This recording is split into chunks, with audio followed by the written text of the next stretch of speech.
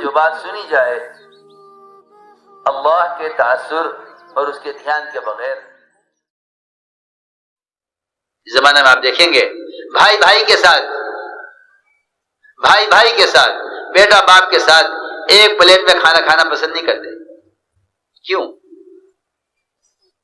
اس لیے کہ مسلمان کو بکھیرنے کے لیے انہیں یہودیوں کے طریقوں پر لے جانے کی ضرورت ہے. باطل اس کوشش میں ہے کہ انہیں بکھیرنے کے لیے سب سے پہلے ان کے وہ طریقے بدلو جو طریقے آپس کی محبت پیدا کرتے ہیں. صحابی نے شکایت کی حضور اکرم صلی اللہ علیہ وسلم سے. عرض کیا کہ یا رسول اللہ کھانا کھاتے ہیں پیٹ نہیں بھرتا. شکایت کی تو آپ نے کوئی وظیفہ نہیں بتلایا کہ تم یہ وظیفہ پڑھ لیا کرو اور برکت جائے کھانے میں. جی ہاں، حالانکہ میں سمجھتا ہوں کہ مسلمانوں کی آپس کی اجتماعیت سے بڑھ کر غیبی مددوں کے برکتوں کے نزول کا اور کوئی سبب اور کوئی وظیفہ نہیں ہے. اور آپس کی اجتماعیت نہیں ہے تو جتنی چاہے عبادتیں کر لو، جتنے چاہے برکتوں کے وظیفے پڑھ لو، جتنے چاہے برکتوں کے تعویذ کرا لو، برکتیں اس میں نہیں ہیں. جی ہاں، صحابی نے شکایت کی. عرض کے گئے رسول اللہ کھانا کھاتے ہیں لیکن پیٹ نہیں بھرتا. آپ نے کیا جواب دیا؟ آپ نے فرمایا لعلکم تفترقون، کھانا الگ الگ کھاتے ہوگے، الگ الگ پلیٹ میں لے کر کہ الگ کھاؤ، تم الگ کھاؤ، تم الگ کھاؤ. جی ہاں، ابھی ہماری کیا عرض کروں، بس شکایت ہوگی. کام کرنے والوں میں بھی یہ بیماری ہو گئی ہے کہ الگ الگ کھاؤ. حالانکہ جس پلیٹ میں جتنے ہاتھ پڑتے ہیں اس میں برکت کا مطلب یہ نہیں کھانا زیادہ ہو جائے. جی ہاں، لوگوں کا سارا برکتیں زمانے میں برکتیں سمٹ کر صرف کھانے کی زیادتی پر آ گئی ہیں. پیسے برکت ہو گئی، پیسے زیادہ ہو گیا، کھانے برکت ہو گئی، کھانے زیادہ ہو گیا. حالانکہ یہ برکت نہیں ہے. صحابہ کے بہت قصے ہیں ایسے کہ جس میں برکت کا مطلب کھانے کا بڑھنا نہیں ہے.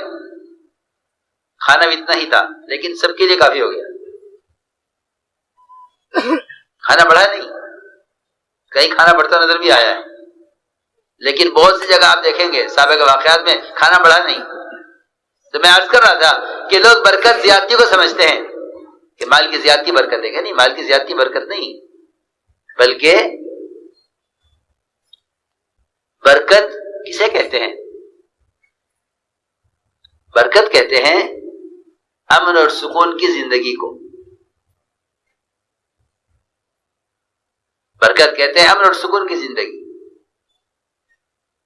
برکت امن اور چین کی زندگی کا نام ہے. جی ہاں، کھانے میں اطمینان اور بیماریوں سے نجات اور پریشانیوں سے نجات، یہ برکت کا لفظ ان سارے مسائل پر مشتمل ہے جتنے دنیا میں مسائل پیش آ رہے ہیں. ان سب کا ان مسائل کے پیش نہ آنا یہ برکت ہے، یعنی امن کی زندگی. تو میں نے عرض کیا کہ صحابی نے شکایت کی کہ کھانا کھاتے پیٹ نہیں بھرتا. فرمایا لعلکم تفترقون، کہ تم کھانا الگ الگ کھاتے ہوگے. اس لیے ہم نے ایک بات عرض کی ہے کہ آپس کی محبتیں اور قرب وہ تو ایمان اور اعمال صالحہ پر ہے. عمر رضی اللہ تعالیٰ عنہ کہ یہاں ایک صاحب آئے، اللہ کے راستے سے جب بھی واپس ہوئے، اللہ کے راستے میں نکلے ہوئے تھے، غزوے میں ہاتھ کٹ گیا. واپس آئے، دایاں ہاتھ کٹا ہوا تھا. پہنچے سے عمر رضی اللہ تعالیٰ عنہ نے ملاقات کی، حالات پوچھے، کاغذری سنائی. اسی درمیان میں حضرت عمر کے کھانے کا وقت آ گیا. دسترخوان لگنے لگا، زخان لگا، کھانا رکھا گیا. تو عمر رضی اللہ تعالیٰ عنہ کو کہ دسترخوان پر انہیں خیال یہ ہوا کہ میرا ہاتھ کٹا ہوا ہے، اور اس کٹے ہوئے ہاتھ کو دیکھ کر لوگ گھن کریں گے، لہذا بہتر ہے کہ میں یہاں سے خاموشی سے نکل جاؤں، کیونکہ میرے ساتھ کھانا پسند نہیں کریں گے۔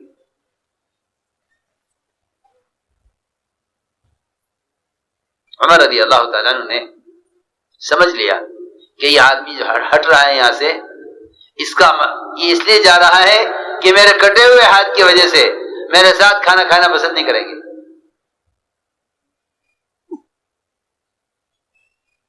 حضرت سمجھ گئے، فرمایا یہاں آؤ، یہاں بیٹھو دسترخوان پر،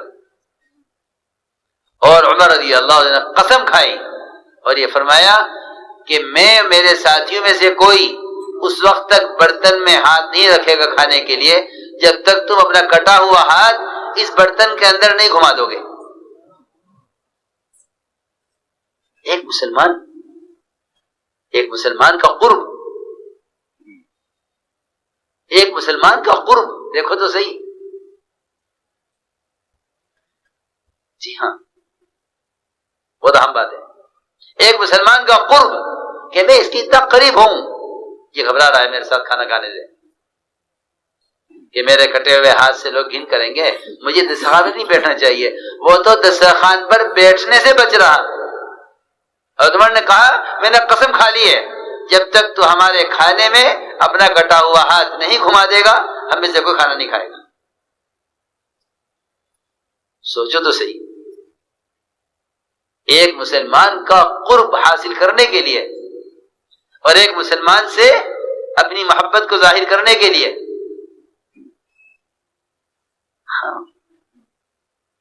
اس کو میں عرض کر رہا ہوں کہ ایمان اعمال صالحہ پر یہ محبتیں تھیں۔ چنانچہ حضرت عمر کا حکم تھا، وہاں امیر کے حکم کے علاوہ کوئی راستہ ہی نہیں تھا۔ اس نے اپنا کٹا ہوا ہاتھ کھانے میں گھمایا، حضرت ہمارے سب سے کھاؤ کھانا اس میں سے، تمہیں ایک امام والے کے ہاتھ سے گھن آ رہی ہے؟ سنو، حضرت نے فرمایا کہ تم اس کے ہاتھ سے گھن کر رہے ہو، حالانکہ اس کا جو ہاتھ کٹا ہے اللہ کے راستے میں، اس کا یہ کٹا ہوا ہاتھ جو ہاتھ کٹ کے الگ ہوا ہے وہ جنت میں داخل ہو چکا ہے۔ جس کا ہاتھ اللہ جنت میں داخل کر چکے ہوں اس کا باقی جسم جنت میں نہیں جائے گا؟ کہ اللہ نے تو اس کے لیے جنت کو واجب کیا ہوا اور تم اس کے کٹے ہوئے ہاتھ کی وجہ سے اس کے ساتھ کھانے میں شریک نہیں ہو رہے۔ جی ہاں، یہ قرب، ایک مومن کے ساتھ ایسی محبت، ایک مومن کا اتنا قرب، ورنہ یہ بات میری یاد رکھنا سب کہ ایک مومن کو حقیر سمجھنا، ایک مومن کو حقیر سمجھنا